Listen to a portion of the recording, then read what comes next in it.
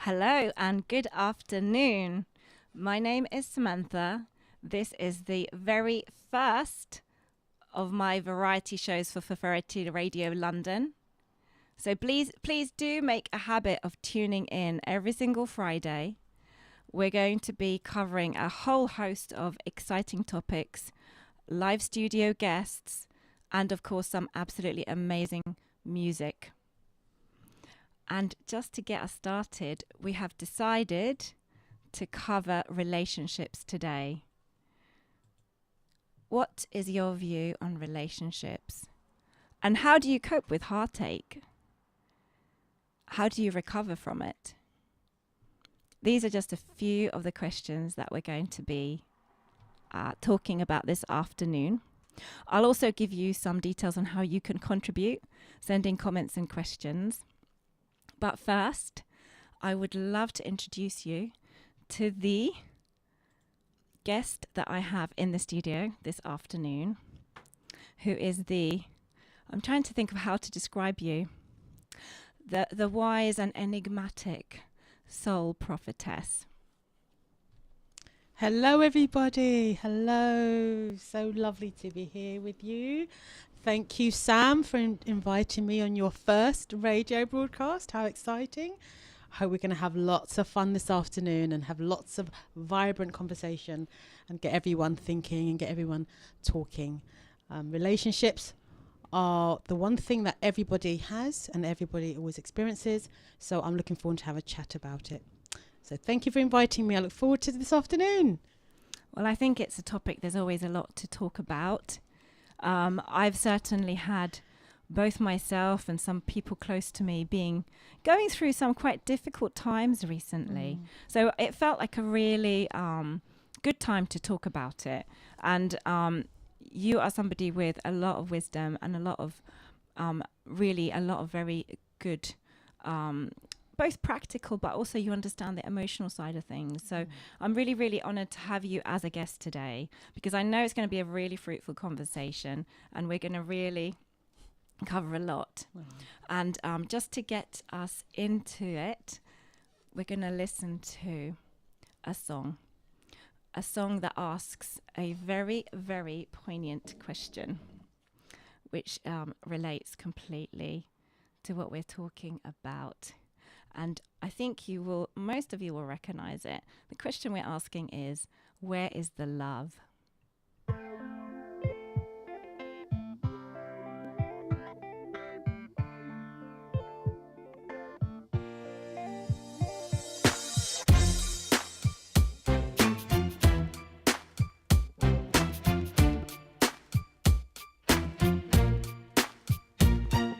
What's wrong with the world, mama? People living like they ain't got no mamas. I think the whole world's addicted to the drama, only attracted to things that'll bring the trauma.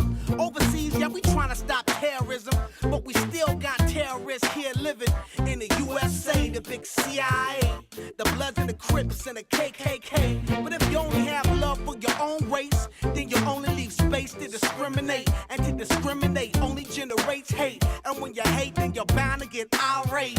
Yeah, madness is what you demonstrate, and that's exactly how anger works and operates. Man, you gotta have love just to set it straight. Take control of your mind and meditate. Let your soul gravitate to the love, y'all. People killing, people dying, children hurt and you hear them crying. When you practice what you preach and would you turn the other cheek? Father, Father, Father, help us, send some guidance from above. These people got me questioning. Where is the love? Where is the love? Where is the love? Where is the love? The love? It just ain't the same. Always new change. New days are strange. Is the world insane? If love and peace is so strong, why are the pieces of love that don't belong? Nations dropping bombs, chemical gases filling lungs of little ones with ongoing suffering as the youth are young. So ask yourself, is the loving really gone? So I could ask myself, really what is going wrong in this world that we living in? People keep on giving in, making wrong decisions, only visions of them dividends. Not respecting each other, denying thy brother. A war's going on, but the reason's undercover. The truth is kept secret, it's swept under the rug. If you never know truth, then you never know love. What's the love, y'all? Come on. where's the truth, y'all? Come on. I don't know. Oh, where's the love, y'all? People killing, people dying, children hurt and you hear them crying. When you practice what you preach and what you turn the other cheek. Father, Father, Father, help us. Send some guidance from above. These people got me questioning. Where is the love? Where is the love? Where is the love? Where is the love? Where is the love? Where is the love? Where is the love? Where is the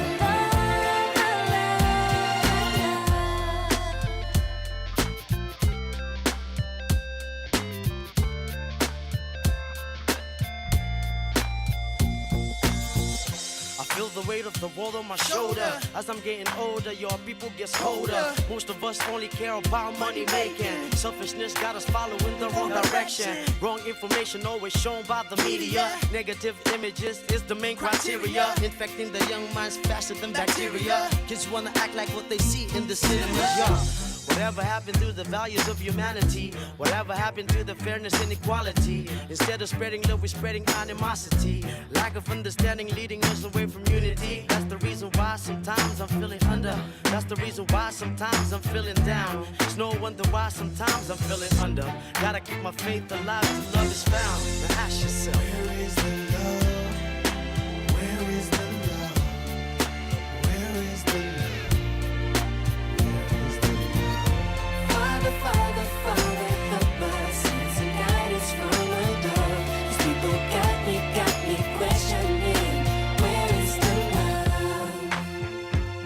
sing with me, y'all. One world, one world. We only got one world, one world.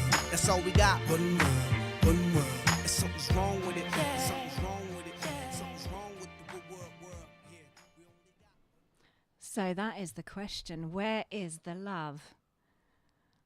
And listening to that song, which I haven't listened to for quite a while, but it was such a hit when it came out. And I think everybody just got to know who Black Eyed Peas are on the back of it, because it was such a beautiful song and also such a, really just a question that makes you stop and think. And the one thing that came into my mind is a little while ago, I remember reading this newspaper article. And it was talking about how supermarkets have realized that there are so many single adults now living alone. That number statistically keeps growing year on year. There's so many people living alone that they have started to actually create whole product lines specifically for people who live on their own. And I live on my own, and I can honestly say that I like cooking, I like to eat well. So I will cook food, and unless I freeze it, some of it will go to waste. I'm just very fortunate I've got two small dogs that are extremely well fed, because they often get leftovers, because after day 2, I can't face the same thing again. But you know what, Marilyn, Soul Prophetess, or Marilyn, do you feel that is a bit of a reflection of the state of people's relationships? Absolutely. I think if you go back to previous generations, even the last generations, within the last 30, 40 years, people lived in families. People would be only single maybe during education or university. And people also married younger and coupled up quite early and were together for quite a while. But I would say, starting in the late 80s onwards, this trend of being solitary, having solitary living, has kind of like taken over, and people have become more alone in how they live. And that definitely would naturally affect how they would interact with each other when they do come together in relationships, and when they do come together to become one. And that is, again, reflected in the fact that people have not as deep relationships as they did before, and also they feel so much more comfortable with leaving and walking out of a relationship once they hit problems. So definitely we in this generation seem to be losing the ability to work things out and to get on. it's a shame, but you can definitely see the trend that's the direction that things are going in, and it does affect people's relationships, their ability to relate to each other. So you feel that we're sort of losing that ability to form strong relationships. And you touched as well on the fact that there's maybe not the same commitment to a relationship, that when things start to get a bit rocky, difficulties arise, the temptation is maybe to think, well, I'm either better off alone or there will be somebody else. Absolutely, absolutely. And this phenomenon, which in speaking to a lot of my friends, of kind of like narcissistic behavior, where people are quite selfish in how they what they want out of relationships. They're self-centered slightly in what they want out of a relationship, and they don't realize that relationships do take an awful lot of compromise and a lot of sacrifice. When you see an old couple who've been married maybe 30, 40, 50, 60, however many years, you speak to them and they'll all tell you that this didn't happen just by chance. It was with an awful lot of compromise, an awful lot of making sacrifices. One part maybe 60-40, sometimes other parts it could be 70-30, but somebody had to sacrifice. Nowadays, because people are solitary, they generally are not put in the situation where they have to compromise, because they live their own lives for themselves. And so in a relationship, it's kind of like not unnatural, but they're not as practiced at it, and that would affect a relationship. Or they say if they're not getting what they want out of it, they have an agenda as they go into it, then they will just literally depart if they're not getting what they want. But obviously compromise is a two-way street. Both in that relationship have to compromise for each other. It's never just 100% one way and the other person is just almost a victim. Both parties need to come together and realize that they both need to compromise. They both need to make sacrifices for this thing to work. Well, I think you raised a number of really good points. I think there's the attitude with which people are going into relationships now. And like you said, the starting point for many people is, what are my needs and am I getting those needs met in this relationship? And it's almost less about the other person, isn't it, then? Because they're not entering into it with the attitude of, this is an amazing person who I want to get to know, connect with, and give something to.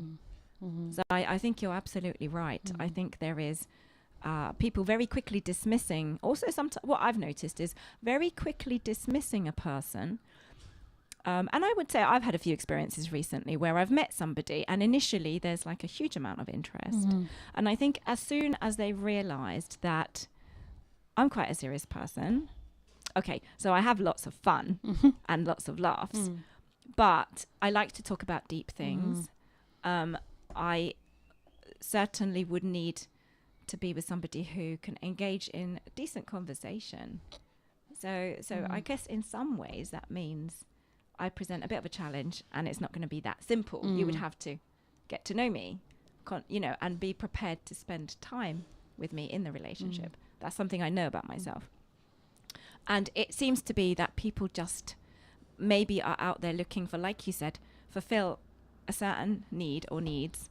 And if you're not going to be doing it in such a way as they are expecting, well, forget, that's it. Next. Thank you, next. Like Ariana says, thank you, next. I know. What a shame. I mean, the fact that you've even quoted Ariana Grande, that there's songs about that kind of attitude, and where there's no longevity, that people live for now, people live solitary for now, slightly self-indulgent. What they want is what their focus is, and that kind of view when it comes to being in a relationship will never allow the relationship to work. And if it was to kind of like rumble on for some time, that would be a very dysfunctional relationship, because if you have a relationship where one person is absolutely compromising and sacrificing all the time and becoming diminished, and the other person just has all their needs met, that's dysfunctional. It has to be two people coming together, bonding together, and fulfilling each other's needs, and becoming one and building that together. That takes work. And sadly, everything is just throwaway nowadays. People don't like to work. People don't like to put in the effort. But effort brings such beautiful bounty. You reap such wonderful results when you put the work in. And I'm going to use an illustration which we all know. Nothing comes easy. Whatever comes easy isn't worth it. And so you have to put in work in order to have the wonderful relationships that we know. We've all seen those sorts of relationships when we see elderly people and they've been together for 30, 40 years. And we all appreciate those relationships, and we look upon them with such fondness, and we think they look nice. But that takes commitment and work. And so I really hope for us that people will have a mind change, a mindset change. That'd be lovely. And that people will then be able to acknowledge that it takes commitment and it takes work in order to be able to make a relationship work. And with a relationship that works, you have a partner for life, somebody who's got your back, and somebody who is going to be there for you always. I mean, how wonderful could that be? That's just brilliant. And so, yeah. Definitely. So what you're saying is people are, you know what? I'm going to continue with the food analogy. People want fast food. And let's face it, they also want fast sex and fast relationships. Yeah. And often in that order. Yeah. That's my experience of recent dating scene. They're not really that interested in building a relationship. No. It's more almost like, and I think what happens a lot as well is people confuse intimacy and sex. Yeah. And they actually think if I just get the sex, then that's that need taken care of. And it's not even understanding that there's more to relationships, and there's more certainly to a relationship that's going to be fulfilling and genuinely give longer term something, contributing something. And I think as a result, we are seeing what we are seeing, which is more people living alone, single, and many not even necessarily particularly open to relationships any longer. That's something I've also noticed.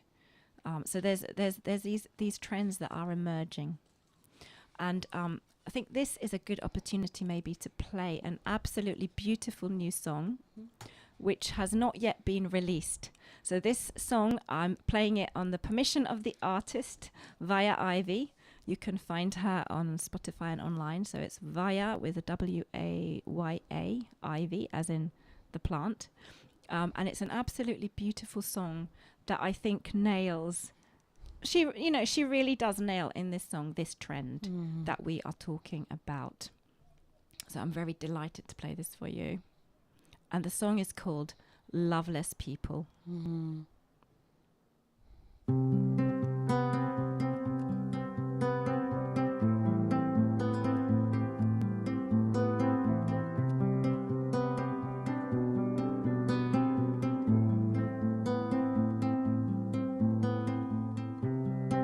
I see loveless people.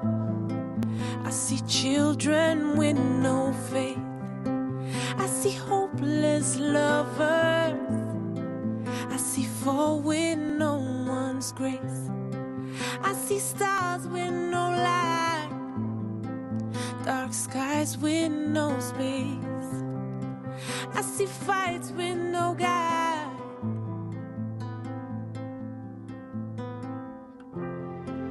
As we cry, we mourn ourselves.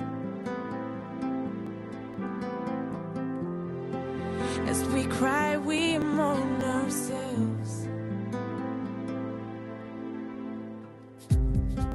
We see destruction. We see our seeds being thrown away. We see selling of our lives. We see our blood being sucked again. We see men with no shame.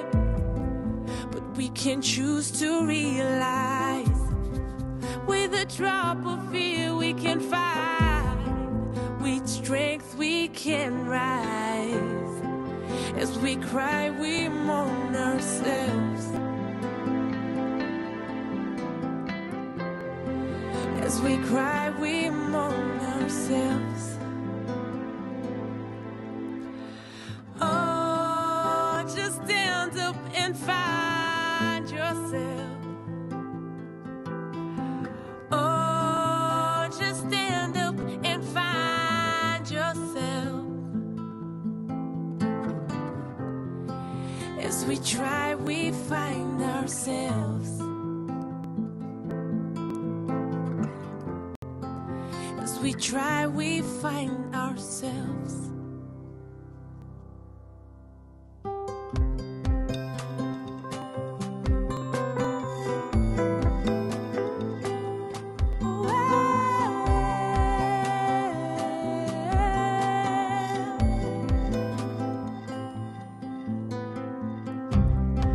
What we see is changing, and we must build it, we can rise. Instead of making bombs of lies, we can help each other's lives. As we try, we find ourselves. As we try, we find ourselves. Oh, just stand up and find yourself. Oh, just stand up and find yourself. As we try, we find ourselves. Yeah. As we try, we find ourselves. Oh, just stand up and find yourself. Oh, just stand up and find yourself. As we try, we find ourselves. As we try, we find ourselves. As we try, we find ourselves. Find ourselves.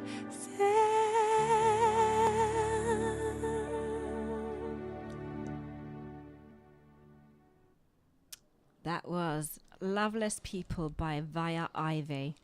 And what a beautiful song, but also quite a sad one.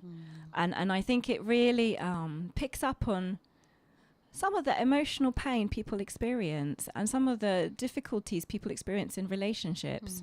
And a Soul Prophetess, one of the things you mentioned earlier was how sometimes we feel when we're in a relationship with somebody who perhaps is a strong personality or certainly is very directive about what they want, what their needs are, what their expectations are, sometimes there can be the danger that we lose ourselves in the process and we try to change ourselves to fit their expectation. And just this week I was having a conversation with a friend who has gone through a breakup recently after a long-term relationship, 4 years.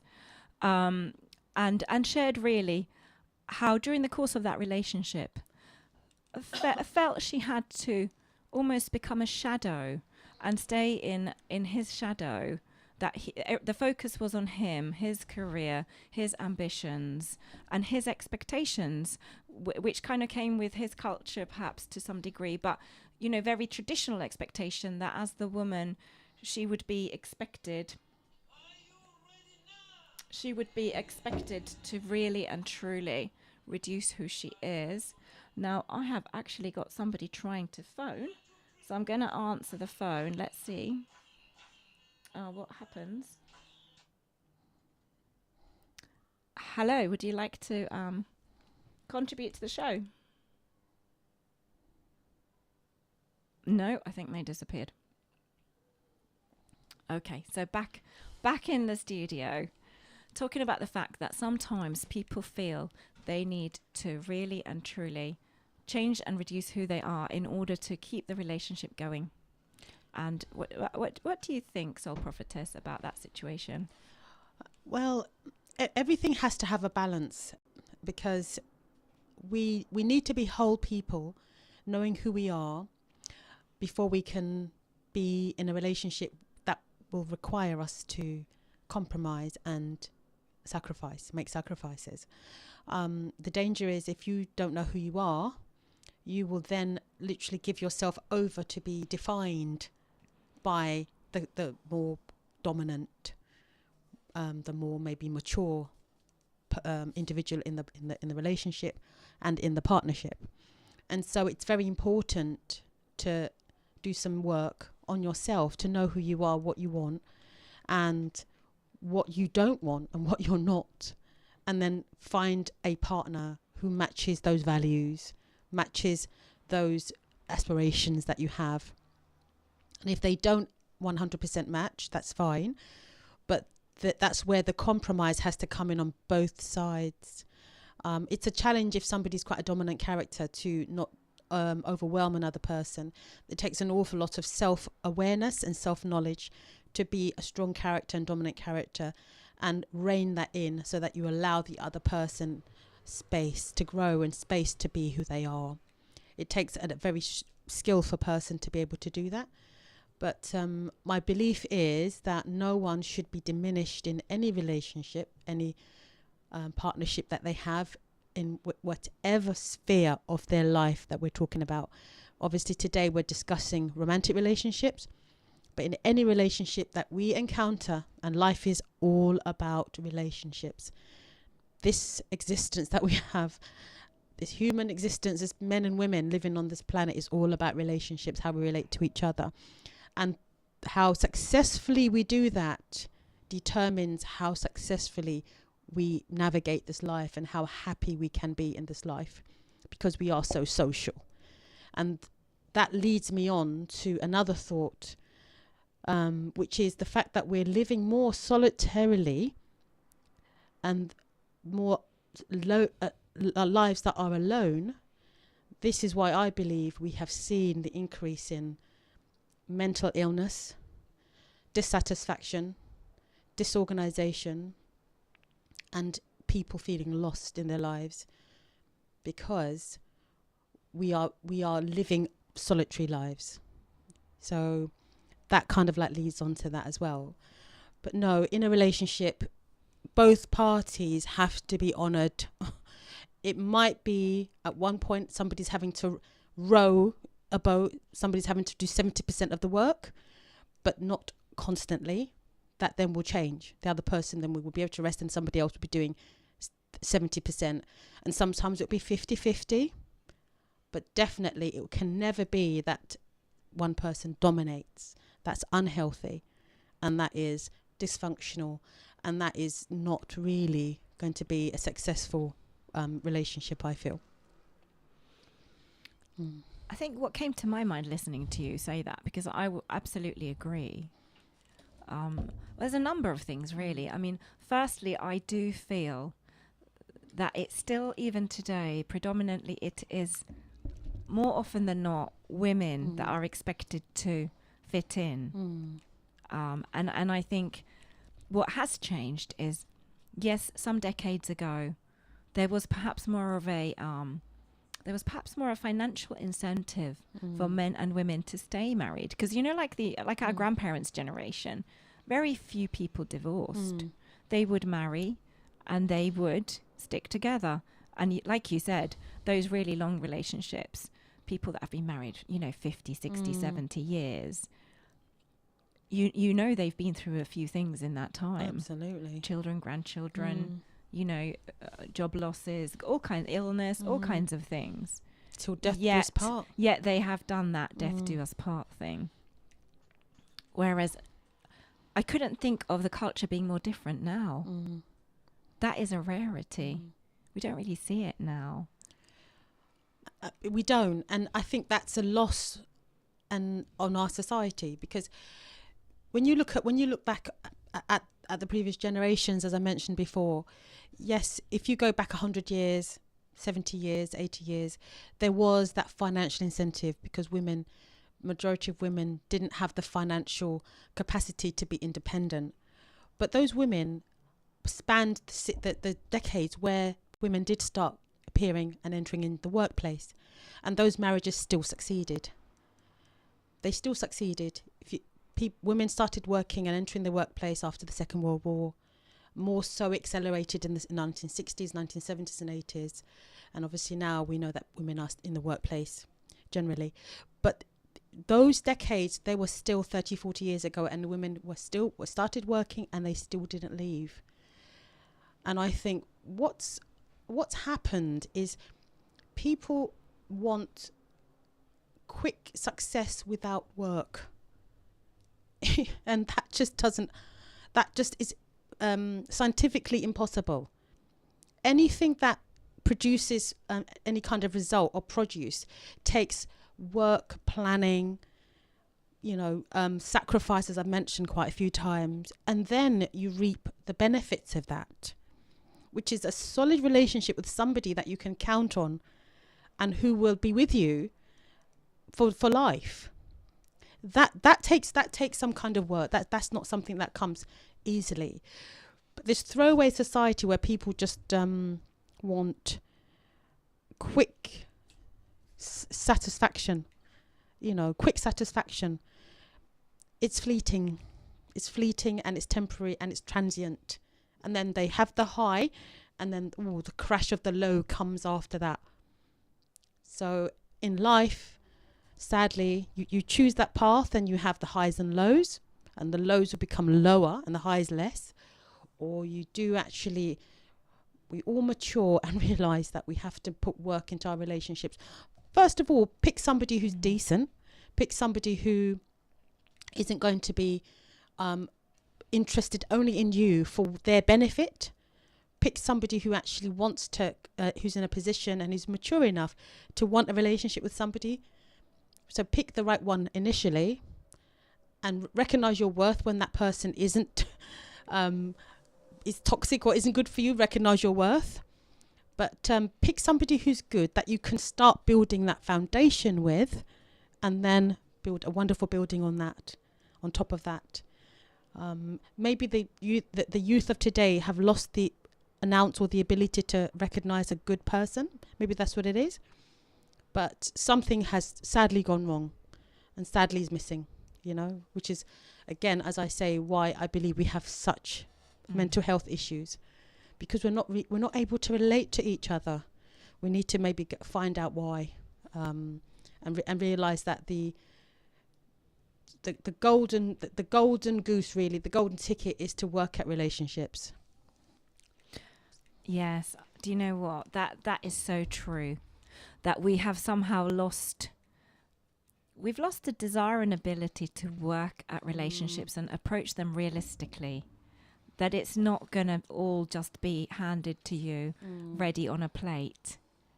And that it's a case of entering relationships, like you said, maybe using the discernment in, and actually that's kind of comes back to knowing yourself. If you know yourself, you know the sort of person you are, you know your values, you know what you're about, then when you meet somebody, it's easier to sort of be able to tell, even in a short space of time, do we share values in common? Yes. That's actually the very important thing to check. Exactly. And values are not necessarily dependent on, this is my experience now, values can vary a lot. Not necessarily dependent on age, although I think we probably could have another conversation about the younger generations from us, and how their behavior and their approach to relationships is changing yet again. So there's one thing, I do not think values is age related. I don't think it's necessarily culture related. It can be, but it isn't always. You can't go by that. And it isn't always related to a person's faith and beliefs either. Because Social you can standard. get people who maybe don't particularly confess any kind of belief system as such, yet they can have a set of values that are very compatible. the same things are important. The same things are considered important and priorities. So those are, I think, very important things to consider. And I think, I think this is a good time to play the next song, which is called "Take Your Time." Last. Oh, last. Sorry, we do have a playlist. Yes, so we're going to play last. We don't cast last. Now everybody go to breakfast. Shayo. Shayo.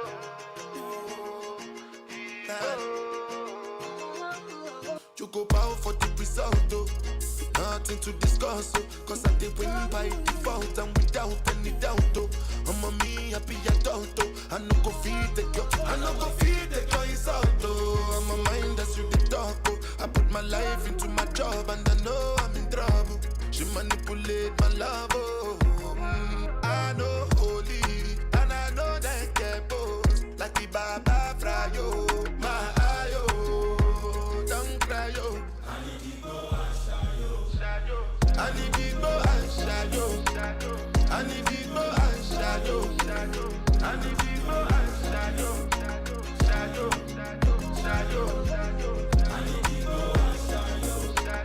I need big boy and shadow. I need big boy and shadow. I dey put a cut when them kill Soboma. I dey try to buy moto, want Toyota Corolla. My feelings been they swing like Django Lover. Feelings been they swing like Django Lover. Now you crash your Ferrari for Lucky Bona. Now so much you remake could have been all over. My feelings today swing like Django Lover. Feelings today swing like Timbani at you. I'm a white dog in Fenisu. Why you say I did nothing for you when if I do anything you want me to do? Timbani at you. I'm a white dog in Fenisu. Why you say I did nothing for you when if I do anything you want me to do? Maybe another time, maybe another life. You will be my wife and we'll get it right. We don't cast last. Now everybody go to breakfast. Have to say bye yo. To the love of my life, my ayo. Don't cry yo. I need big boy and shadow. I need big boy and shadow. I need big boy and shadow. I need big boy and shadow.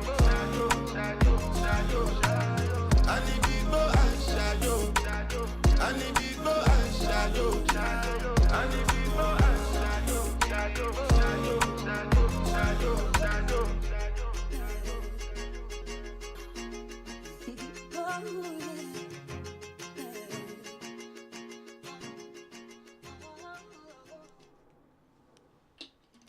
That was Last by Burna Boy. Beautiful mellow song, beautiful beat. What about its message?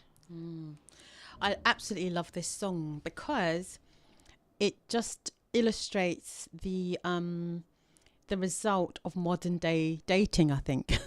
I mean, we've got Burna Boy, who's probably one of the most well-known singers at the moment on the radios, on the shows, playing at Madison Square Gardens and so on and so forth. And he just bears his heart and his soul to the world in this song, where he talks about his heartbreak following the breakup of his recent relationship with his girlfriend. And if you look at the words and if you look at the sentiments, it's all about not being compatible, because he's saying she's feeling he doesn't do enough for her, and he's saying I did so much for her in the song. It's pidgin English, but that's what that's one of the verses in the song. And he's saying whatever insults he has to experience, he will let his work show for it. But at the end of the day, they broke up because they were incompatible. And how is he going to cope? How is he going to get over? How is he going to recover from that breakup? Because he mentions in the song she was the love of his life. And he says, I'm going to get drunk and I'm going to get high. Now, that is obviously not the best way to deal with a breakup. That's not the best way to deal with disappointment. But that is maybe for a lot of people the modern way, the current way to deal with that. And that goes to show to me the where society has led the young people, that we're not strong enough within ourselves to deal and face and handle our own emotions, our own disappointments, feel that, work through it, and then power through that. It's like going through a dark tunnel but coming out at the end. We want to numb those feelings, and we want those feelings to go away. They never go away, they're just repressed. And we know what repression does. It's like a pressure. It will come up one day. It doesn't ever go away. And so I just wanted us to just analyze that song, because I thought it was such a modern commentary on the relationships today, how we cope with heartbreak and disappointments, being in a relationship where somebody feels that you're not doing enough for them and you feel that you are doing enough for them. And if you're strong enough to then recognize that you're not to be together, how to cope with that fallout. So those are some really good points you raised. Some years ago, I took several years out to train to become a counsellor. And it was one of the best things I could have done, because I learnt so much. I learnt so much about just human nature, life, and myself. It was also a very big journey of growth and self-awareness, which continues. I'm happy to put my hands up and say I'm still got long way to go, a really long way to go. But one of the things that they taught us, and which was really important for counsellors to have this attitude, which was that you don't run away from pain, that it's actually okay to be not okay, that you can feel the sadness. And when I went through maybe one of the hardest and darkest times of my life, which was when my marriage broke down after 9 years, bearing in mind I come from a background where people get married and they do stay married. My family didn't have anyone who was a divorcee. I think I'm the first one for several generations. So there was a lot of public shame and humiliation in my marriage breaking down. Not that I really focused on that at the time. It was maybe later I became more aware of it. But as I was going through it, the best advice I had was to give myself each day time to just sit there quietly, think about what had happened, and allow those feelings to wash over me.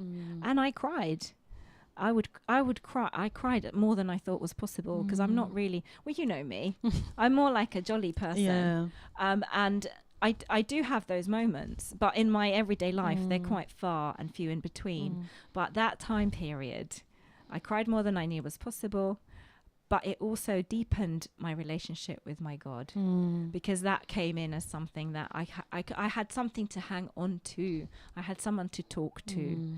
I did have some people reach out to me. I felt that I was actually looked after in many ways at that time. Yes, I was alone a lot, and I would talk to God. But I also believe he sent people that would reach out to me. We'd go for a coffee. I'd share maybe something of what I was going through. Very important.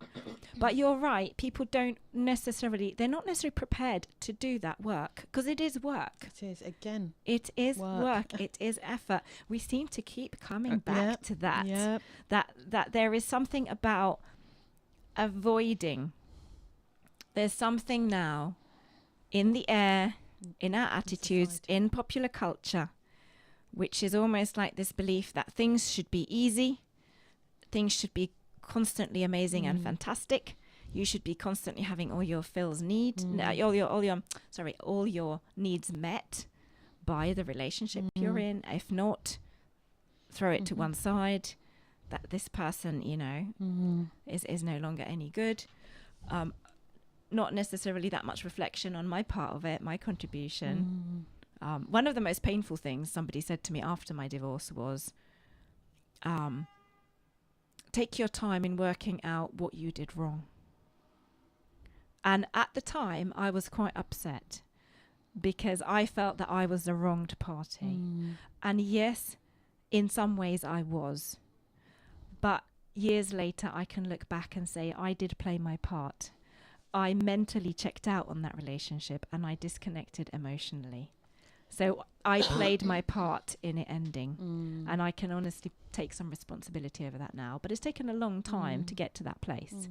So yes, it is a challenge. It is a challenge. And so, Soul Prophetess, do you have any advice on how would you suggest people deal with, say, a breakup? We're saying don't go for the alcohol, distraction, drugs, seeking out maybe hookups, which is quite a popular way of coping, where, especially if it's like a more long-term, significant relationship ending. Get out there, party, hook up with people, distract yourself. So those are maybe, I think anybody would admit that they're not great ways of coping, but they are actually frequently used and sort of socially accepted. Socially accepted to a degree at least, aren't they? Well, a lot of so-called agony aunts would actually recommend that. They would say, oh, you've been in a relationship, or you've been married and now it's broken up. Go out there and just sow your wild oats and just play the field and so on and so forth, which basically is just repressing the work that you need to do on yourself, because healing comes from within. Healing doesn't come from without. Another person, sleeping with another person, hooking up with another person, anything external when we're in pain within isn't going to work. And so the work that needs to be done is within the person, and you need to heal yourself. And then you're going to be in a place, in a situation, in a circumstance where you're well and healthy enough to make good decisions, to move forward with your life, to cover the pain with a band-aid or with a plaster doesn't work permanently. It needs to really actually be analysed and faced, worked through, and then resolved. And then you as a person can move on. You as a person then will be in a healthy position, a mature position, to make good choices in the next relationship. Short-term fixes are just that, short-term fixes. They're never going to work long-term. And we are on this planet for 8, 9, 10, hopefully decades, and we want long-term solutions. The youth of today, people who are young today, are looking not further than their noses for fulfillment, for success. They don't realize success is a long-term job. As they say, happiness is an inside job. It's also a long-term job. It's something that you don't want to just plan for today. You want it to last the whole of your life, you see. And when it comes to relationships, one thing I've noticed is, and one thing I want to do in my journey, is really take my time to get to know somebody, really to get to know who they are, what they're like, what their ethics are, what their morals are, where their values are. And there's no need to rush, because if something is meant for you, it will not pass you by. Sometimes we worry that it's going to pass us by, but no, anything good takes time. Take your time in order for you to get the foundation and build something awesome. We all deserve that. We all deserve to be solid in our relationships, but it takes time to build a foundation. Yes, I would absolutely agree. And even myself listening to you, you're making really good points. What you're saying is, have you experienced a recent breakup? Are you cut up and hurt? This is not the time to rush. This is the time to take the time to understand what's happened, understand yourself, maybe what didn't work in that relationship. What have you learnt about yourself? Are there things you need to work on? If you've had a few relationships and each person has effectively said the same things to you, I actually think that might be a time to seek out some counselling and say, I have multiple relationships that have failed and they've always said these things, because we do repeat behavioural patterns. That's a very well established thing. And those behavioural patterns can sometimes be learnt, but they can be unlearned. But it takes effort. It takes determination. And really and truly, yes, also establishing a good relationship takes time. And it also takes you being in a good place yourself, entering the relationship. People are not there to fulfill a need. You can't look at people and view them, I don't know, like a snack. Like this is gonna just quickly satisfy something in me. So, that you wouldn't want to be viewed like that. Yeah. So why would you view other people like that? Or if you do view people like that, what does that say about you? If you're a very superficial surface type of person, that's all you're going to get out of life as well. You're going to live life at quite a superficial level.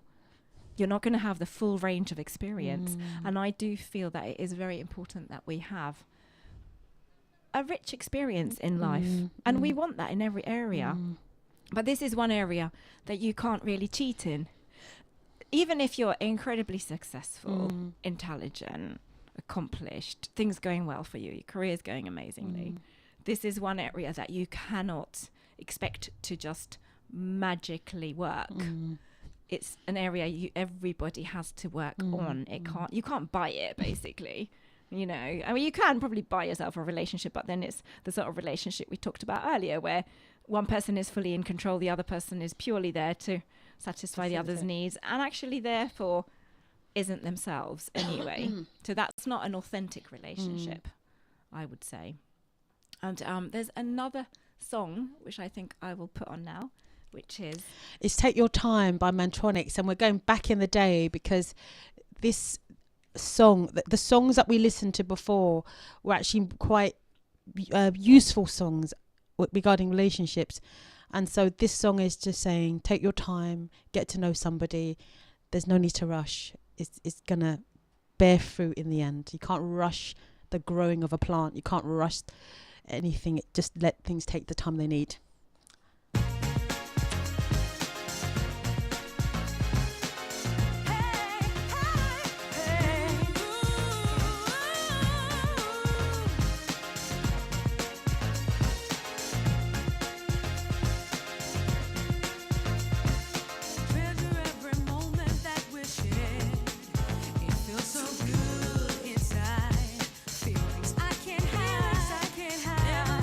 Questioning my love.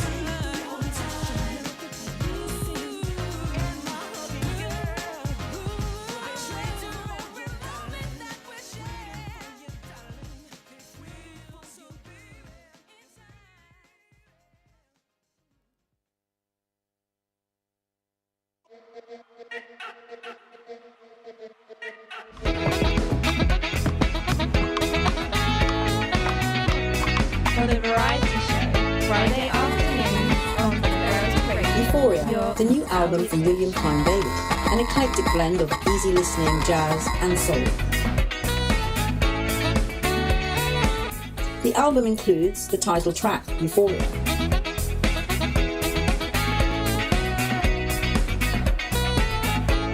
And also Sanctify and Always.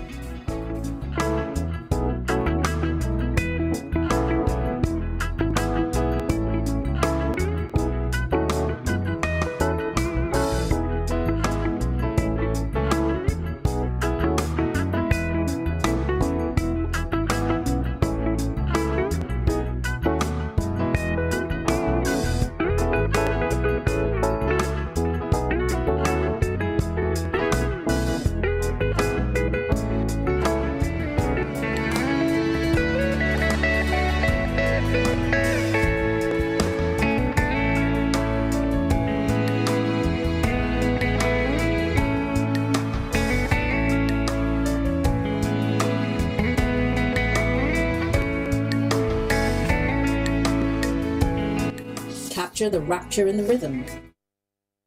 New album from William Klein.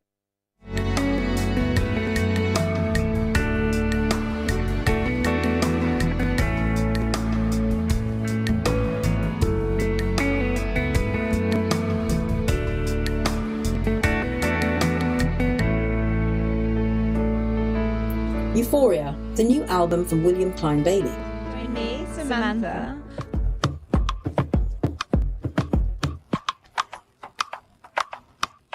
For the variety show, Friday afternoons on Feferity Radio, your nostalgic station.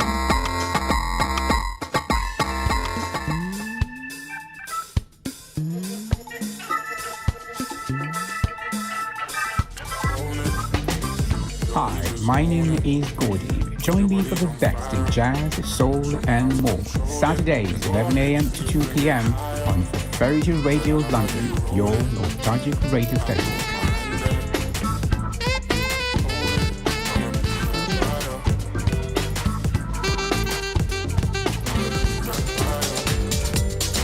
Hey, this is Juwon Ogungbe, presenting Jive Talking with Juwon on Feferity Radio on the last Saturday of every month from 2 till 4 p.m. and on Thursdays between 6 and 8 p.m. Jive Talking with Juwon is going to feature music from all over the African continent, an eclectic range of sounds, and also an eclectic range of special guests who will come from different walks of life, artists, poets and all sorts of people. Anyway, I look forward to engaging with you on Feferity Radio, your nostalgic station.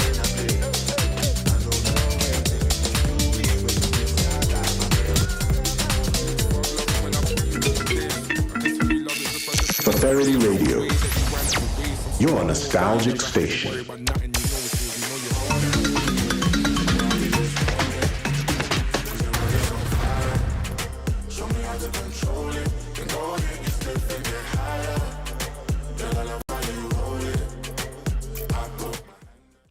Welcome back. Hello, everybody. Welcome back to Feferity Radio and the variety show with myself, Samantha. I've also got a special studio guest in today, Soul Prophetess. Hello, everybody. And just to update anybody who has just joined us, we are talking about relationships today, and it has already got deep, hasn't it? Already, we've gone deep. Unfortunately, most people don't with relationships, and that's the trends we're seeing. We're seeing more and more people living on their own, more and more people going through a series of relationships, and we've been talking about how to cope with relationship breakdown, and what the next steps are. And there's something that we were talking about before we took a break, and you wanted to bring in the correlation between relationships and something we see in nature. What I find in these days is that a lot of people, I find, want quick results. But we learn a lot from nature. We are part of nature. Nature shows us how things work, and we learn a lot from it as a result of that. And I always think about when you want to bear fruit on a tree. A fruit bearing tree bears fruit in season, and there's a process by which nature follows for that to happen. First of all, we have the blossom, and out of that blossom, which is a beautiful flower, out of that blossom bud, then the fruit is born. It bears the fruit from the blossom. That's the natural order of nature. Now, what have we done now? We've decided to circumvent that, interrupt that, interject into that, and speed up that process, and maybe genetically modify fruit that ripen quickly, that can last for months, so on and so forth. All these things are not natural. They're not part of nature. So we have been able to do that as science, because of science.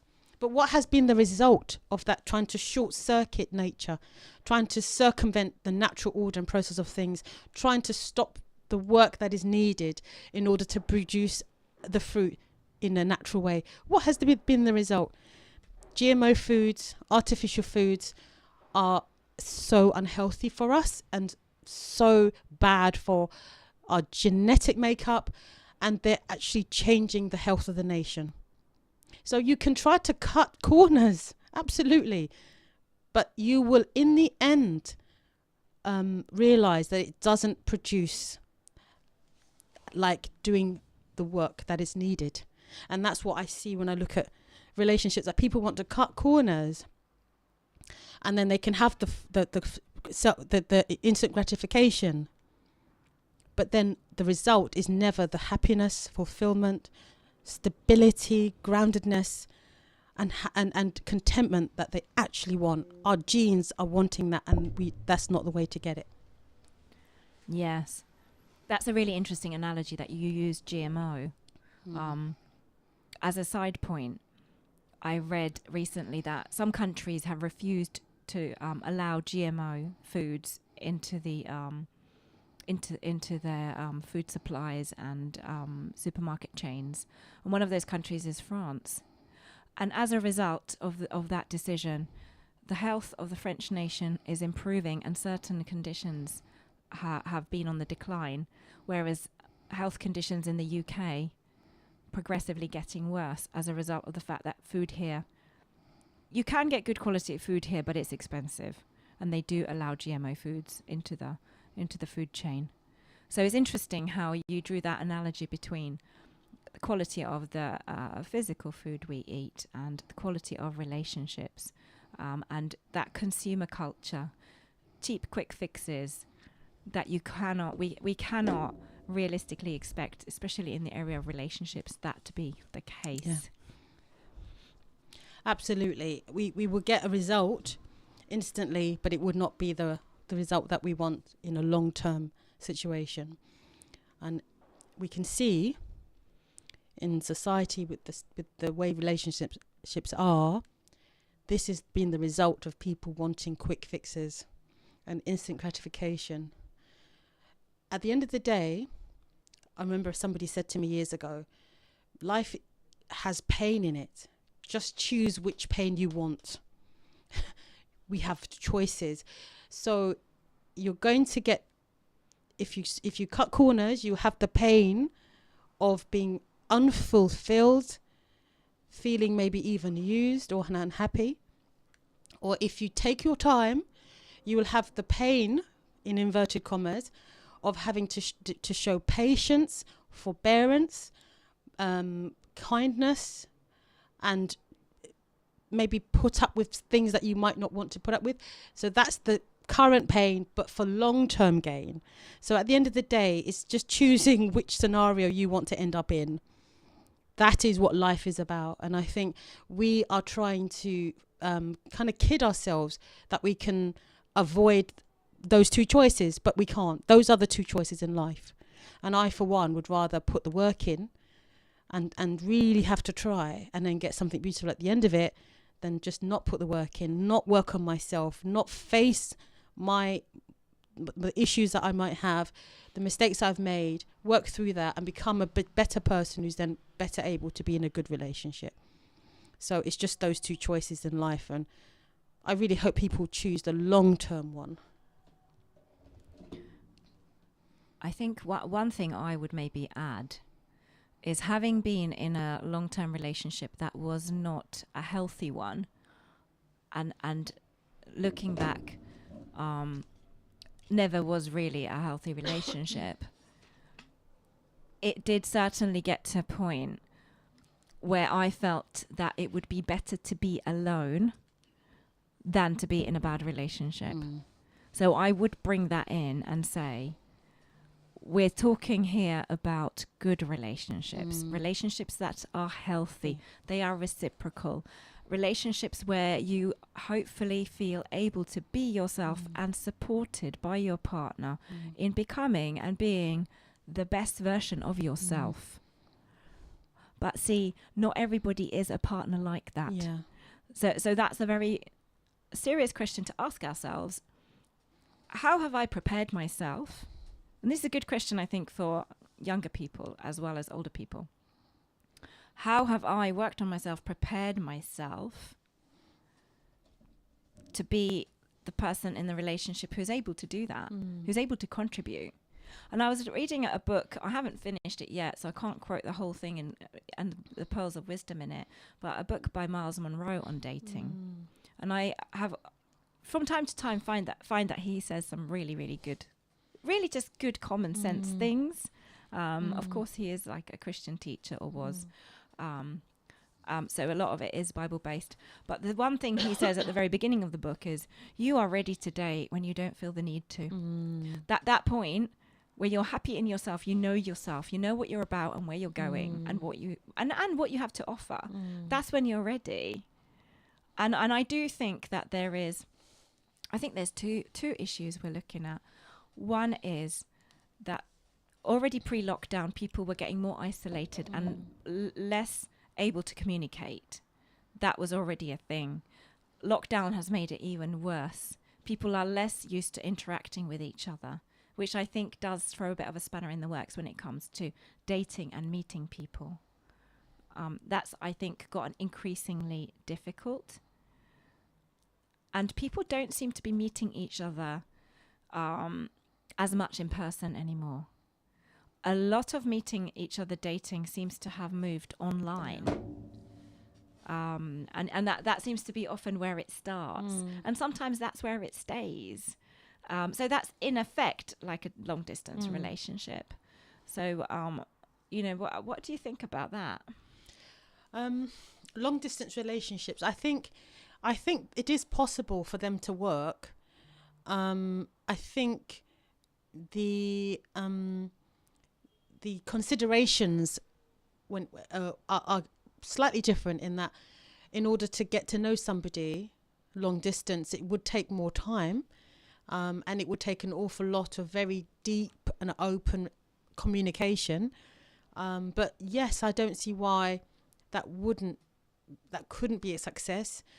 My only thought regarding online dating is dating apps and so on and so forth. I actually was on one, and what I got to see and feel was that people become just physical commodities, and you have a profile that's like a paragraph long, or some people wrote War and Peace, but people would be judged quite quickly in a few seconds, whereas when you do meet people in the wild or in real life, there's other elements about the person that come into play. How they talk, maybe it's at work, somebody, you see how they work, how they treat the other colleagues, so on and so forth. Other things come into play which do not feature when it's just an online thing. Having said that, though, it doesn't mean that you can't escalate that relationship offline into the real world once you meet online.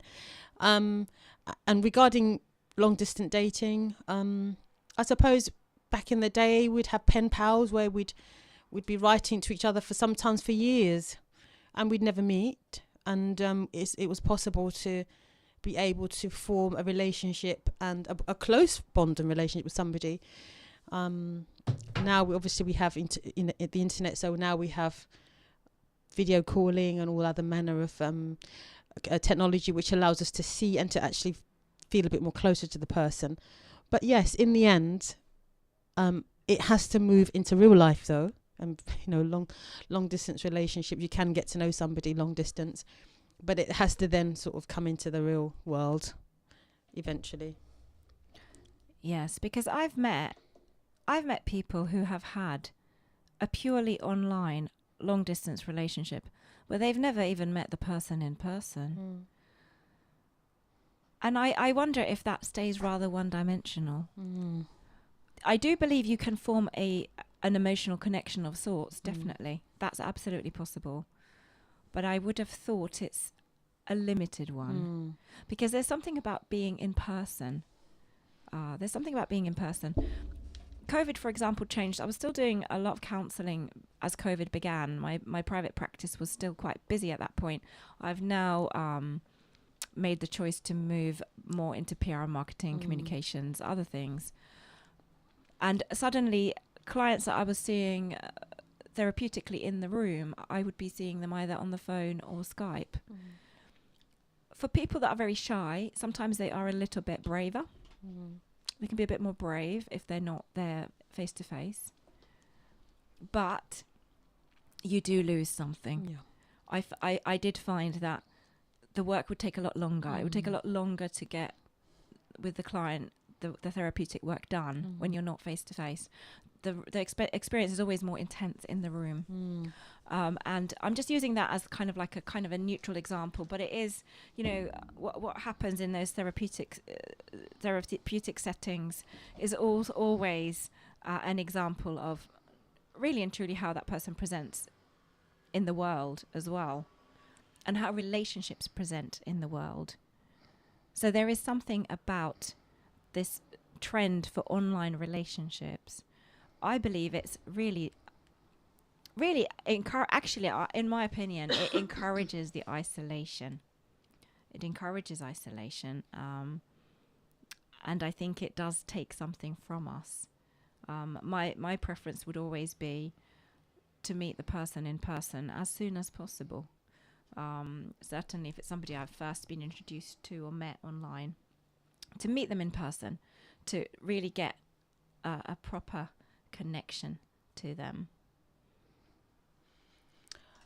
The other thing is, and my knowledge is a little bit scanty on this, but I just know it generally. When you are in a room or in the physical presence of somebody, each of our hearts, our physical hearts that are beating in our chest, emits an aura, and it travels up to 6 feet around us. So when we are literally physically in the presence of another person, both our heart auras merge. That is called the human connection, the man-woman connection. And that only happens when we are physically in the same location as each other. And there's something in that interaction on a soul, spiritual level that does not happen when we are talking on Skype. That element doesn't appear. Other elements appear, because obviously you can still project your feelings and so on and so forth. But that physical 6 feet aura projection that each of us have, which our heart projects out, and which is what makes us bond with each other physically, does not occur when we are long distance or when we are using electronics or technology. And so that is an element that will be absolutely missing in a relationship. And so this is why I mentioned earlier that eventually that relationship has to progress to a physical. It has to, because you obviously it has to progress physically, but also on a spiritual level, even in nature, it has to be. There's a communication that goes on that level that we are not aware of consciously. Our bodies are emanating something to each other. Yeah. I think that's a really key thing, is as much as an unhealthy relationship, a toxic relationship can be soul destroying. It can take a lot of time to recover from. It can be difficult to leave as well. But the really important thing is that we do need to be in person around people. If you think of the amount of mental health issues and how they escalated with the isolation COVID forced on everybody, I know a number of people that really did not cope very well at all. And it is to do with the fact that we were designed as social creatures, as social beings. And another thing that I've noticed is when you know people and the relationship is mainly the relationship with that certain people is mainly through messaging, through online. It is easier for them to make a promise and break it, because it's much harder to say things to somebody's face than to send them a message. Or even worse, not send a message, because, you know, there's now trends like ghosting, where you just cut somebody off, which I think is not just rude, it's quite cruel to leave somebody hanging and to not communicate at all. Yet that's increasingly common. I think it's time for a little bit of music now. So I'm going to play something that is uplifting. Really, and it's quite comforting.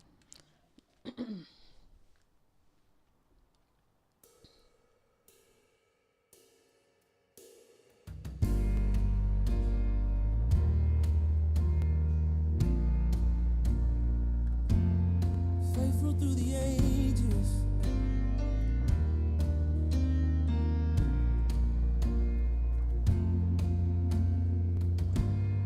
God of Abraham, you're the God of covenants and faithful promises.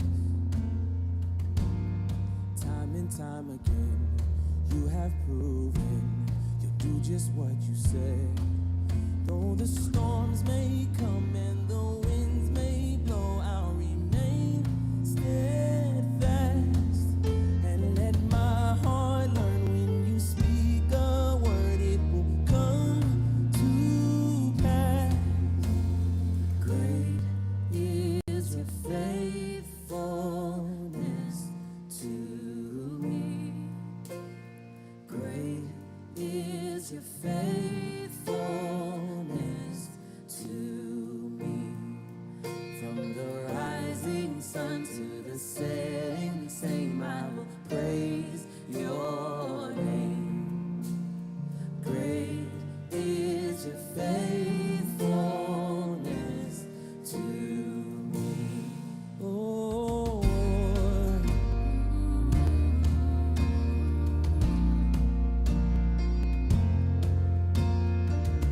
seasons change, you remain the same.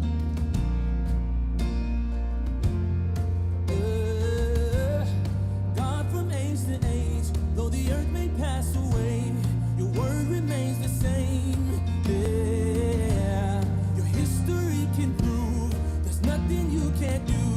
You're faithful and true. Though the storms may come and the winds may blow, I'll remain steadfast and let my heart learn when you speak a word, it will come to pass. Great is your faith.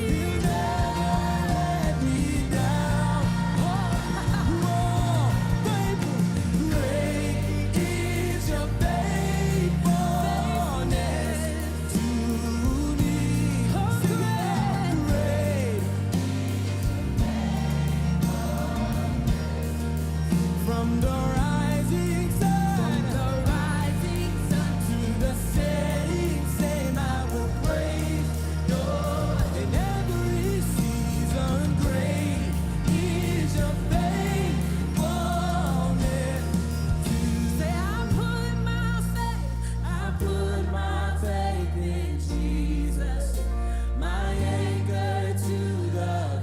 He's my hope and firm foundation. And he'll never let me down. He'll never let me down. I put my faith in Jesus. My anchor to the ground. He's my hope and firm foundation. Never let me down. He'll never. Come on, sing it out. Say, I put my faith. My anchor to the ground. My hope and firm foundation. Never let me down. Never let me. I put my faith in Jesus. My anchor to the ground. My hope and firm from the rising sun. Hey, from the rising sun.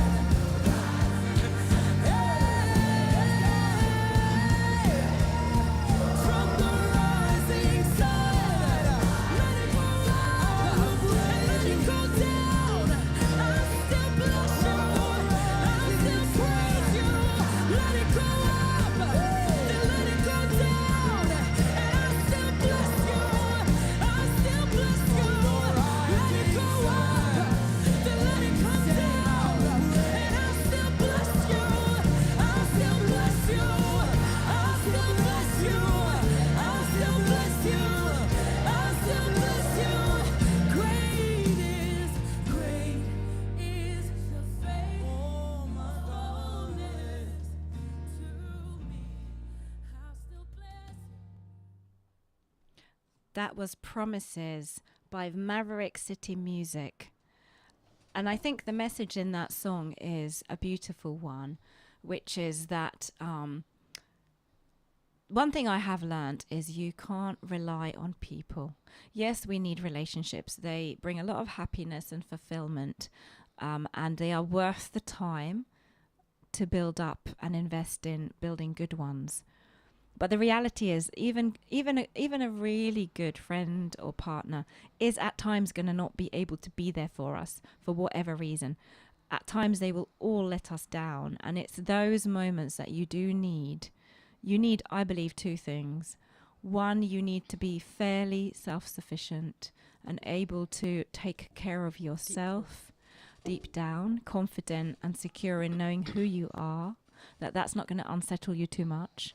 And I do believe that that's when you need a higher power. You need that connection with God, however you want to describe it, however you put words to it, a spiritual connection with with God in a way that is going to strengthen you and again just give you an anchor to the ground. And I'm going to share some quite personal experiences that I've had recently about relationships. I am single. I am open to meeting somebody. And I had a dating experience recently that started promisingly and very quickly went badly wrong. And there was a lot of learning. There was obviously things I learned about the person who turned out to be, I had probably given them perhaps a more optimistic review about their potential than was the reality. I'd say that would be definitely a thing. But I also realized things about myself, and some of it was quite hard going. And it is Soul Prophetess who really helped me figure it out. So I'm just going to explain what happened. The nice thing is I met this person in person at a party. So it wasn't like a weird online thing. I'd met them in person, had a bit of a chat, friendly. At that point, not necessarily an attraction so much, but we stayed on and off in contact. And then it was a few months later, I had observed that this person, although single, had a fairly young child and was really impressed with his commitment to looking after his daughter. And that actually was part of the attraction, because I thought this person is consistently a good dad. And that takes some doing, because I've had so many counselling clients that are really struggling with the fact that once parents split up, the dad just is not there, just doesn't keep in contact, or it's very intermittent. So I knew that's a really important thing to do. So this added really to my attraction to the person, because I thought, okay, they're demonstrating in that area really quite, admirable commitment. So we go on a date. It goes well. We make plans to meet again and stay in contact. And then things sort of went a bit, things happened. The next date didn't happen when it was meant to. It got postponed again. Yet the person is keeping in contact, sending me kind of the classic messages that I'm interested and still trying to very much impress you. Messages, pictures of himself, like working out, that kind of thing. Looking good, just trying to like keep the interest there. And then, to my shock, posted some things on Instagram that showed quite clearly, while still talking to me, quite clearly already seeing somebody else, and then denying it and saying no, this person is just a friend, when it was really obvious that it wasn't the case. So I got to a point where I was very angry, and said some very direct words, which I actually think were justified, and I certainly felt a lot better. But it did highlight that I was approaching this in a completely different way to him. To him, it was maybe just, yes, I was clearly just one of many women he was kind of interested in and possibly pursuing, viewing as potentials, but also potentials for what? Clearly nothing long-term or important or significant. So that was hurtful. It was hurtful to see that all play out. It didn't make me feel great about myself, because I was questioning, well, what was it about me? Was it about me? And I've had quite a few bad experiences, really. So it was just like really unpicking, why does this happen to me? And that's where you came in. And we discovered that there was something about maybe me not valuing and seeing myself as the person I am. And that message then somehow, without words, me being communicated to people I'm potentially seeing. So, what would you advise somebody to do who goes through a similar experience to myself? First of all, I would say that we cannot legislate for the behavior, childhood, principles, values of another person. Our only jurisdiction is over what we do.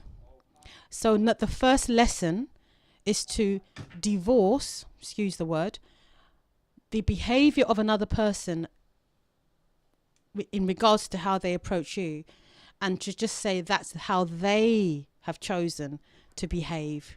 That is no way any reflection on your worth. There might be lessons for you in the experience with that person, but never allow another person to dictate your worth.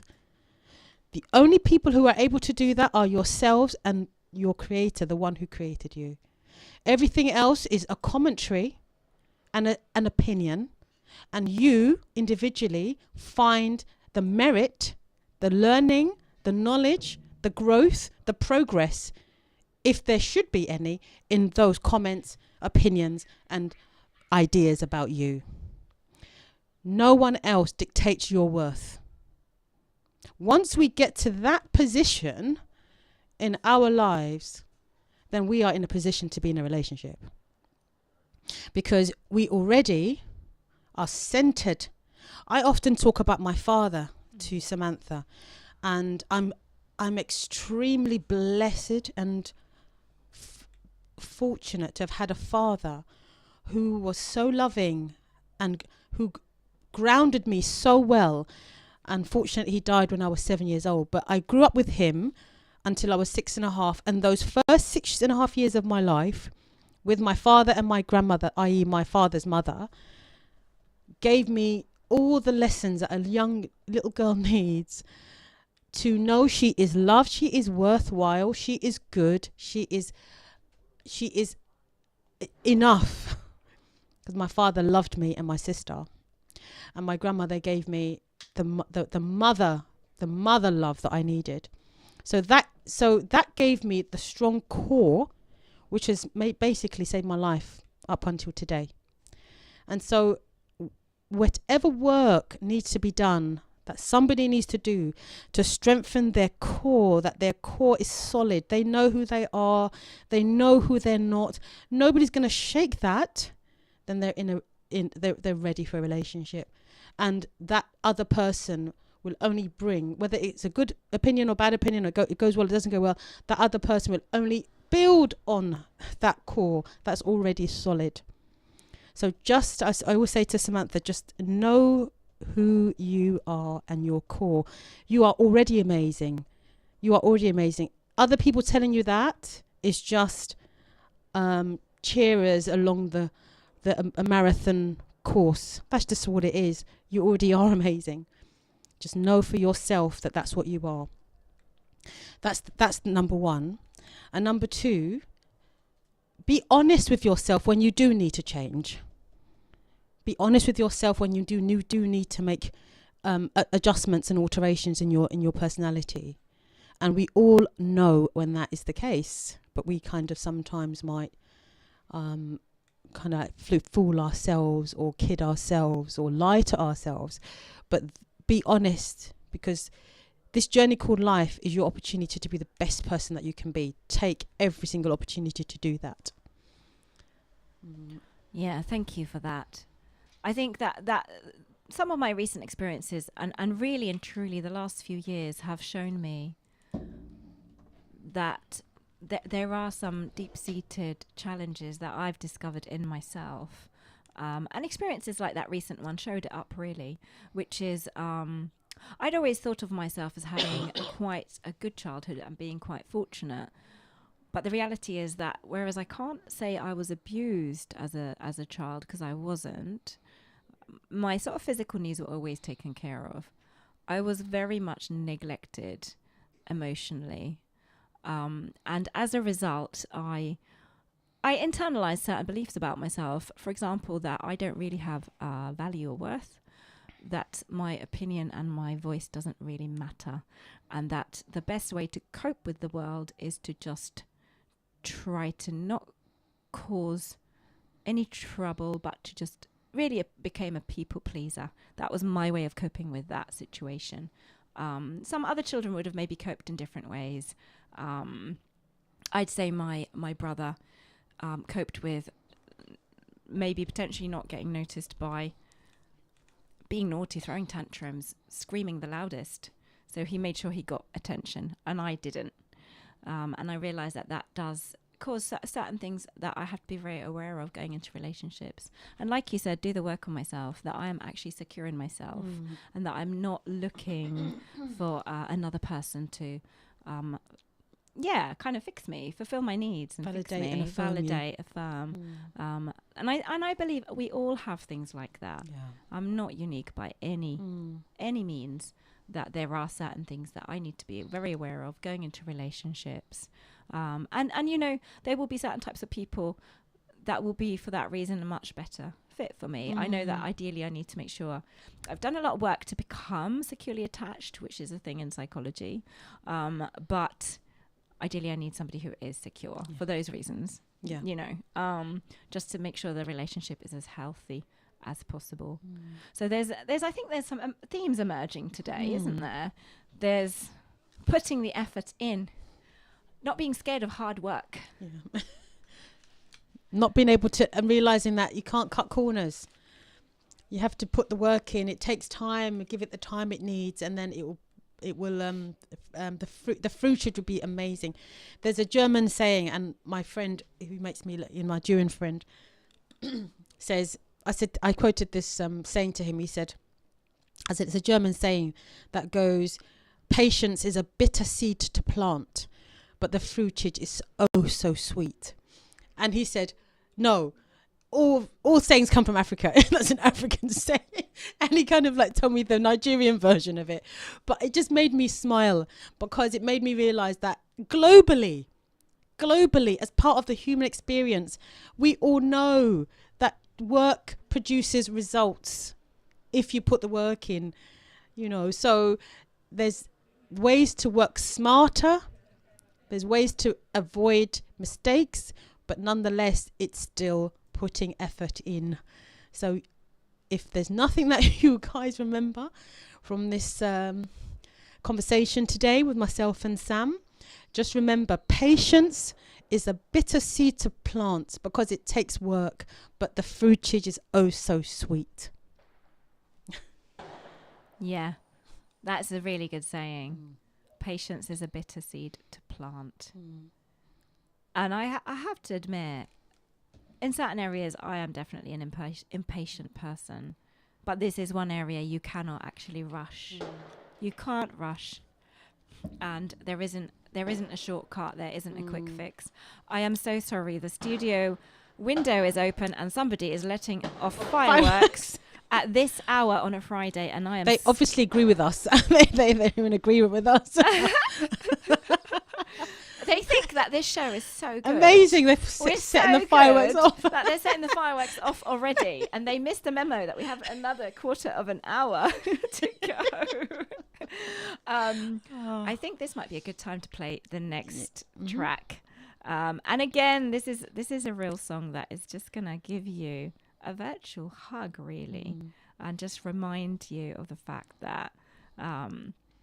there is always a way to cope with whatever challenges we have, whether it's being single, wanting to meet somebody, whether it is a relationship that maybe is in crisis, maybe it is a relationship has ended, or we're in a long-term relationship and we just are kind of going along with it.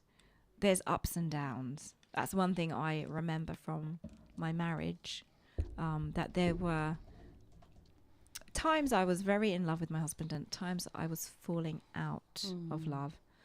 And those were the times when the determination to keep working and going and commitment and that perhaps more principled love had to kick in to keep things going. So yes, there's challenges. There's challenges to love and relationships.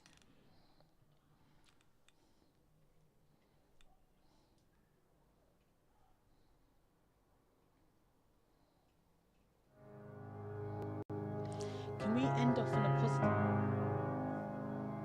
I love you, Lord,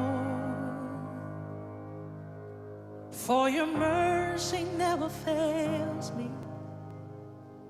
All my days I've been held in your hand. From the moment that I wake up until I lay my head, oh, I will sing of the goodness of God. 'Cause all my life you have been faithful, and all my life you have been so good. With every breath that I am able, oh, I will sing of the goodness of God. I love your voice.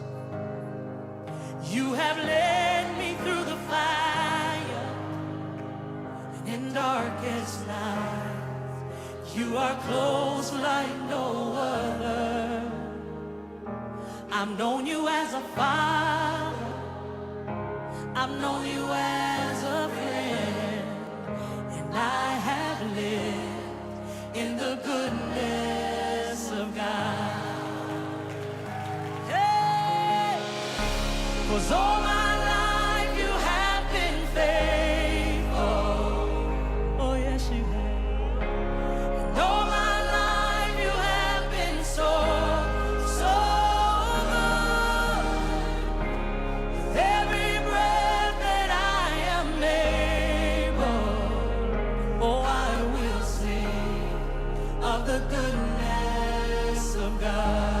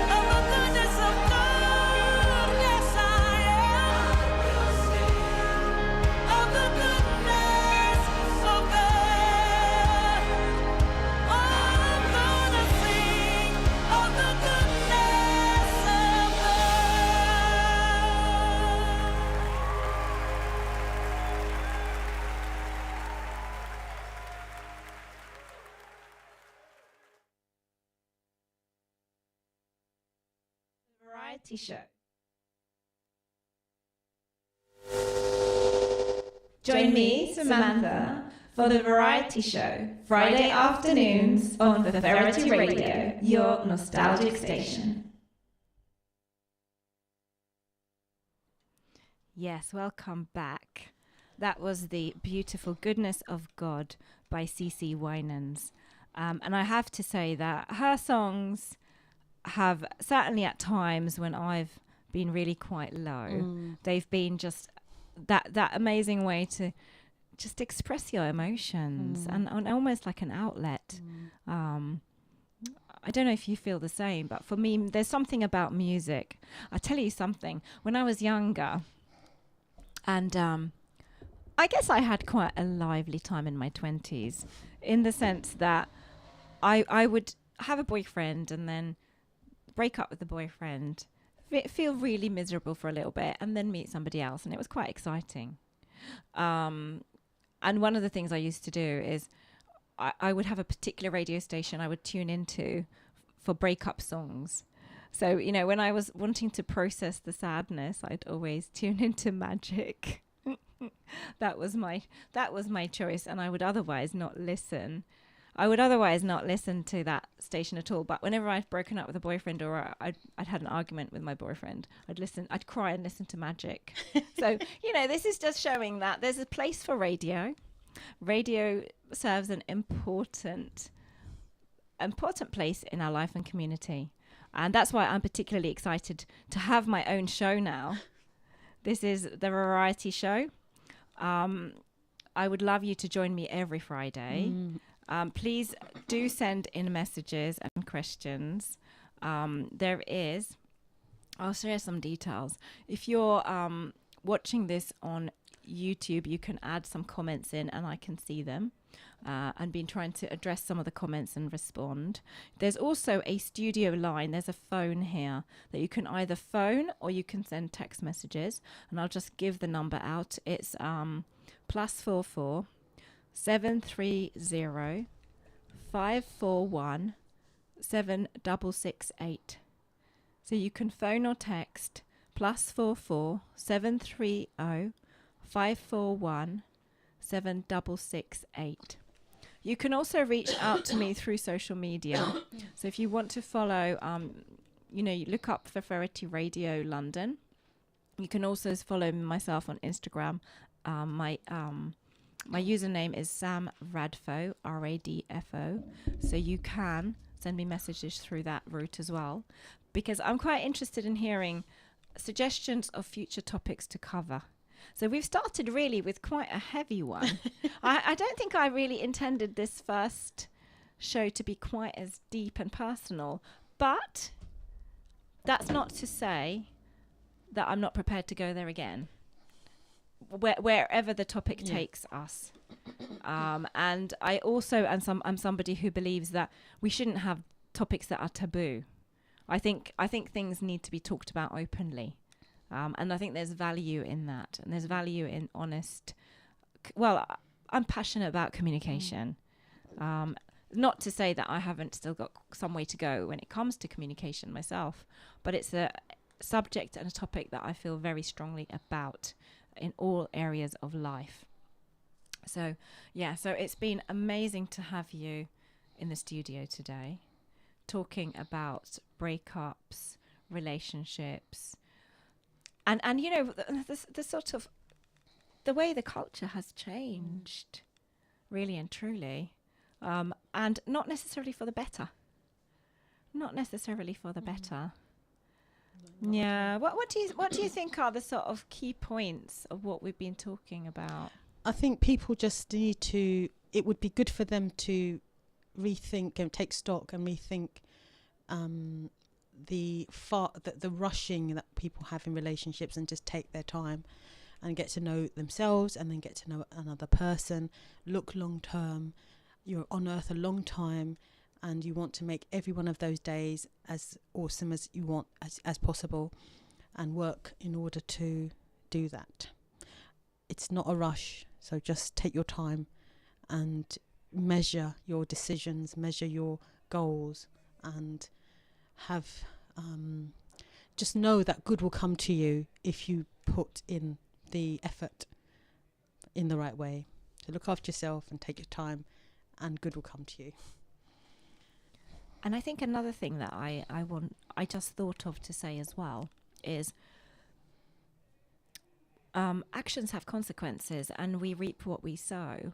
So, for example, the person that messed me around recently, one of the things I said was, if you carry on like this, you will be a lonely old man.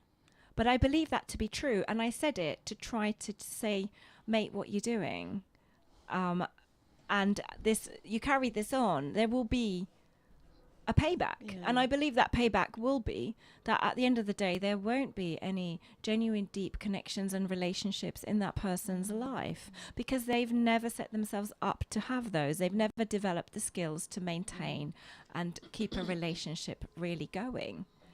And like you said, it takes time, determination, commitment. Not easy. This is not a 5-minute job. But the result is to have a wonderful relationship. And we want to end off on a song that I remember from my childhood that I used to love dancing to at parties, outdoors, weddings, funerals and engagements and so on and so forth, christenings. We would play this and we'd have a good old dance, and it's so positive because it talks of and it sings about a time where you do find that person who is just amazing. Get up and dance, guys. Yes, so I'm going to play this song, and just thank you so much for joining. Look out for my show next week as well. It's quite possible that we won't be able to talk to you again because it will go into the hourly updates. So thank you so much. Thank you for having me, guys. And we should definitely have Soul Prophetess back, right? Oh, thank you. She's been amazing. Thank you. You're going to be booked as a regular now. I'm just warning you. That would be lovely. All right, bye.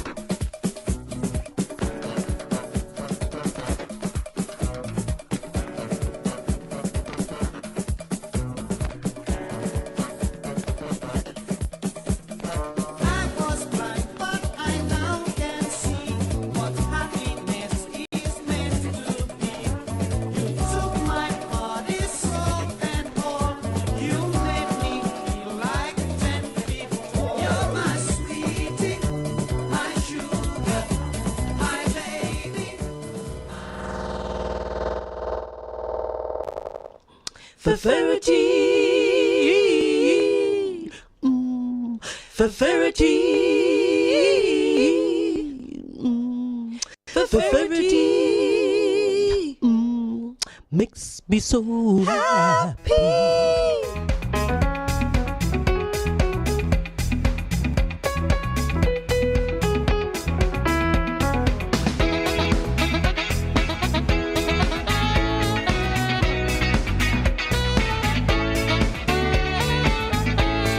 Euphoria, the new album from William Klein Bailey, an eclectic blend of easy listening, jazz and soul. The album includes the title track, Euphoria.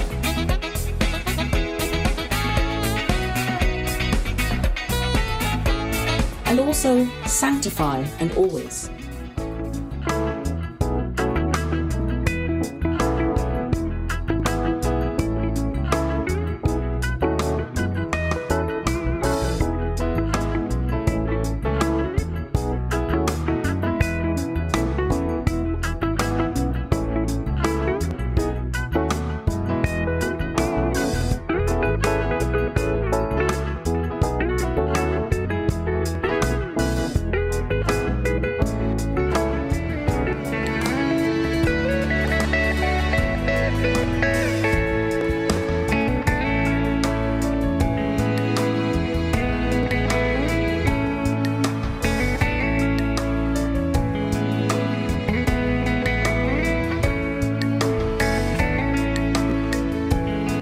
Capture the rapture in the rhythm.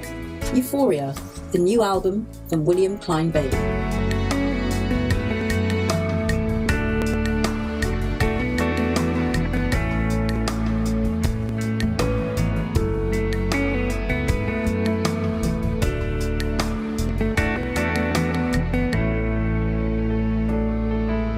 Euphoria, the new album from William Klein